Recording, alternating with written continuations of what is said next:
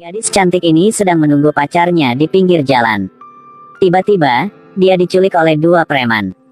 Di taman bunga tempat dia bersumpah dengan pacarnya akan memberikan hal yang paling berharga untuknya, tapi terjadi hal yang mengerikan. Penyebab kejadian menyedihkan ini karena ponsel. Suatu hari Mika meninggalkan ponselnya di perpustakaan. Ketika ia menemukannya, ternyata informasi di ponsel telah dihapus, hanya tersisa satu nomor aneh. Sejak itu, dia menerima telepon dari orang asing itu setiap hari. Walaupun ia bertanya, orang itu menolak untuk mengungkapkan identitas aslinya. Tapi dia ngomong kalau Mika setuju untuk mengobrol dengannya sekali sehari. Ia akan mengungkap dengan Mika ciri-ciri fisiknya. Lambat laun, semakin banyak informasi yang dipertukarkan di antara keduanya. Saat mandi, ia juga menelepon, sobek kertas juga menelepon. Keduanya berbicara dengan asyik, dia juga mengandalkan informasi untuk menduga penampilannya. Tapi terlihat aneh. Mereka mengobrol semakin banyak. Mika juga secara bertahap mulai menyukai orang misterius di ujung telepon. Dia minta kepada pihak lain untuk mengungkapkan namanya. Tak disangka, ia mintanya membuka jendela. Ada garis putih di langit yang ditinggalkan oleh pesawat yang lewat. Mereka membuat janji untuk berfoto langit itu. Pada upacara pembukaan, akan menggunakannya sebagai tanda pengenal. Di hari penyambutan mahasiswa baru, Mika meminta sahabatnya untuk makeup cantik untuknya. Lalu dia pergi ke tempat yang telah ditentukan. Lelaki itu muncul. Mika melihatnya dan menyadari bahwa ini adalah orang yang ditabraknya. Dia tidak ingin banyak berhubungan dengan orang ini, jadi ia meninggalkan. Siapa sangka lelaki berambut putih memanggilnya kembali dan membersihkan debu dari tubuhnya. Lalu dia memberinya buket yang dia sembunyikan di belakang. Dan foto langit yang mereka ambil sebagai tanda. Fantasi cinta Mika untuk sementara digulingkan. Ia merasa cinta tak berbalas pertama ia berakhir di sini. Sepulang sekolah, dia pulang dengan sedih. Tiba-tiba melihat sosok yang dikenalnya di depan. Mika dengan penasaran mengikuti Hiro. Di depannya ada taman bunga yang indah yang ditanam sendiri oleh Hiro untuknya. Buket yang dia tolak, sekarang ditanam dan dirawat olehnya. Ia menyadari, mungkin lelaki ini tak peduli apapun. Tidak sedingin dan sekejam yang pernah dikatakan orang. Senyum hangat dan ceria Hiro perlahan mendapatkan simpati untuk Mika. Benih cinta itu kayak bunga. Berkecambah secara bertahap. Dengan lembut dan jujur Hiro, Mika tanpa sadar berjalan ke arahnya. Mereka dengan senang hati berfoto bersama. Juga secara resmi mengkonfirmasi hubungan cinta dari sini. Dalam perjalanan pulang, Mika masih pikir tentang pacarnya. Ia tidak tahu ia dalam bahaya sama sekali. Keesokan harinya dia ke halte bus lebih awal untuk menunggu Hiro menjemputnya. Sebuah mobil hitam tiba-tiba berhenti di depannya. Mereka mengantarnya ke taman bunga dengan mekar penuh menyebabkan Mika menanggung penghinaan di sana. Sampai Hiro ke sana, semuanya sudah terlambat. Mika merasa malu. Mendengar suara Hiro, dia bersembunyi di semak-semak. Akhirnya bel telepon mengungkapkan lokasinya. Melihat pacarnya dalam bentuk yang menyedihkan, Hiro memeluknya dengan patah hati. Ia menyalahkan diri sendiri karena tidak melindungi pacarnya dengan baik. Dia diam-diam bersumpah dalam hatinya untuk membuat mereka yang menindasnya menderita. Setelah mengetahui bahwa dalangnya adalah mantan pacarnya, dia dengan marah menyeretnya bertemu Mika. Selama ia minta, ia bisa membuat wanita jahat ini menghilang dari dunia.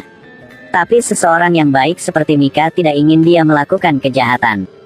Meskipun terluka, dia tetap menyuruh Hiro melepaskannya. Sejak saat itu Mika sudah lama tidak pergi ke sekolah. Ia merasa takut semuanya. Dan Hiro ingin melindunginya. Setiap pagi ia berdiri di depan rumahnya. Hiro mengantar Mika ke markas rahasianya. Itulah halaman hijau yang penuh dengan energi. Ia curhat dengannya tentang hal-hal yang gak senang dalam hidup. Cuma bersantai di sini dapat memberinya motivasi untuk terus bertahan. Hiro berharap dia bisa berubah menjadi langit. Kalau gitu setiap kali Mika bermasalah, ia juga dapat mendeteksinya secara instan. Dengan bantuan dari Hiro, Mika berangsur-angsur keluar dari obsesi taman bunga itu. Tapi hari pertama dia kembali ke kelas, teman temanya menatapnya dengan aneh. Bahkan menulis kata-kata buruk di papan tulis. Setelah tahu segalanya, Hiro bergegas ke maju. Ia menghapus papan tulis, sekaligus memberi peringatan kepada teman sekelas. Jika hal ini terjadi lagi, bahkan jika itulah cewek, aku tidak akan melepaskannya. Melihat Hiro melakukan yang terbaik untuk melindungi dirinya, Mika menunjukkan senyum puas. Cinta membuatnya tidak lagi takut dengan lamaran apapun. Tanpa ragu percaya Hiro. Namun segera, dia mengetahui bahwa dia berhamil. Dia takut menceritakan ini pada Hiro. Tak disangka, setelah dia mendengarnya, ia buru-buru keluar. Mika merasa kecewa, justrunya Hiro sama dengan laki-laki lain. Ketika dia hendak meninggalkan, dia menemukannya terengah-engah dan berlari untuk memberinya sepasang stocking Natal yang baru saja dia beli. Itu adalah hadiah yang dia siapkan untuk anaknya yang belum lahir. Tolong lahirkan anak kami, aku akan membuat kalian berdua bahagia. Janji tegas sang pacar membuat Mika merasa sangat bahagia. Mereka membeli sepasang cincin murah di pinggir jalan untuk membuktikan cinta mereka. Hiro dengan lembut membelai perut kecil Mika. Kalian berdua berharap tentang masa depan yang baik. Agar Mika dan anak-anaknya memiliki kehidupan yang lebih baik, Hiro memutuskan untuk keluar dan mencari uang terlebih dahulu. Tapi setelah mantan pacar Hiro mengetahui bahwa ia tak ke sekolah, ia cemburu dan marah banget. Jadi dia menyewa sekelompok preman untuk memblokir Mika di sudut. Bahkan mendorongnya menuruni tangga. Bikin Mika keguguran. Hiro buru-buru mengantar Mika ke rumah sakit. Saat dia mengetahuinya, dia sangat sedih, jimat di tangannya juga jatuh ke tanah. Mereka duduk di tanah saling berpelukan menangis untuk waktu yang lama. Lalu buat manusia salju kecil. Gunakan itu untuk memperingati anak mereka yang hilang. Setiap tahun, pada hari ini, ia akan datang ke sini untuk beribadah. Sejak itu, Hiro sengaja menghindari Mika. Setiap kali dia meneleponnya tetapi tidak bisa menghubunginya. Tak cara lain, ia pergi ke rumahnya meskipun jaraknya jauh banget. Akibatnya, dia menyaksikan adegan yang sulit diterima. Keesokan harinya, Hiro berinisiatif untuk putus pada Mika. Ia bilang ia mau hidup yang bebas. Mika merasa pacarnya sangat aneh. Dia dengan marah melepas cincin pasangan di antara mereka berdua dan melemparkannya ke arahnya. Meski begitu, di dalam hatinya dia masih sangat mencintai Hiro. Ia nggak mau putus. Ia mengirim pesan ke Hiro, mengajaknya ke lapangan hijau rahasia. Ketika ia melihat Hiro muncul pada waktu yang dijanji, ia sangat senang pikir Hiro masih mencintainya, itulah alasan ia ke sini. Siapa sangka 1 detik kemudian, Hiro mengucapkan kalimat yang membuat hatinya benar-benar hancur. Aku tidak akan menghapus air matamu lagi. Lalu dia melempar cincin Mika. Ini juga berarti bahwa hubungan mereka juga benar-benar berakhir. Tidak peduli seberapa gilanya Mika mengejar, Hiro juga tidak berbalik. Saat ia benar-benar kehilangan harapan dengan cinta ini, dia memutuskan untuk menyimpan cincin itu di laci. Tidak pernah terbuka lagi.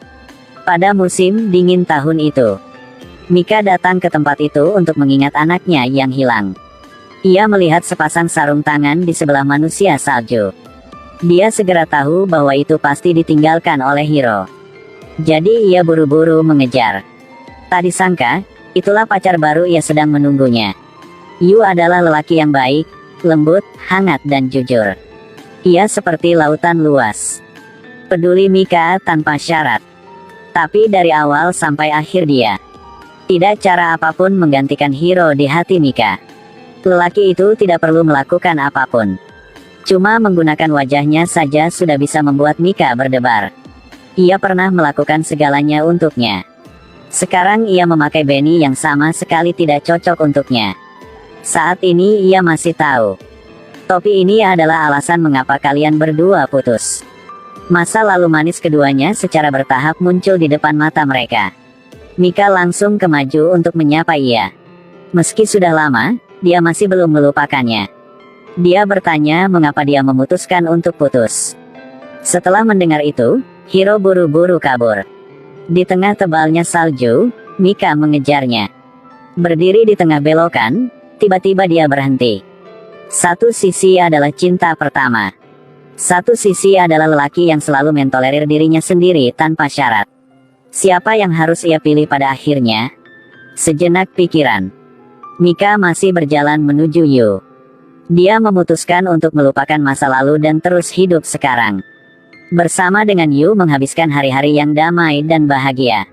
Tetapi ketika dia meletakkan cincin pertunangan di tangannya, dalam hatinya, dia tidak merasa emosional seperti sebelumnya. Di depan permintaan Yu untuk beribadah, Mika menolak. Dia pikir dia akan bertemu Hiro lagi pada tahun ini. Tak disangka, ia bertemu teman Hiro. Melalui dia, Mika tahu nyata. 2 tahun lalu, Hiro didiagnosis menderita kanker. Karena ia takut akan bikin menyakitinya. Tidak ada cara untuk menerima kalau ia mati. Jadi setelah pertimbangan yang cermat, ia memutuskan putus. Sekarang penyakitnya semakin parah, ia cuma bisa terbaring di tempat tidur. Hiro membeli sepasang sarung tangan dan memberikannya kepada temannya. Ia berharap pada Natal setiap tahun, seseorang akan datang mengunjungi anaknya sebagai gantinya. Dari awal sampai akhir dia selalu mencintai Mika. Mika duduk di tanah dengan linglung. Meskipun ia tahu lakukan ini tidak adil untuk Yu. Tapi dalam cinta tidak ada keadilan. Sekarang dia hanya ingin kembali dengan Hiro dan berteman dengannya. Yu tahu ia tidak bisa menyelamatkan semuanya. Sekarang ia cuma bisa memberkati Mika. Sebelum aku menangis, pergilah. Saat Mika ke rumah sakit, Hiro tercengang.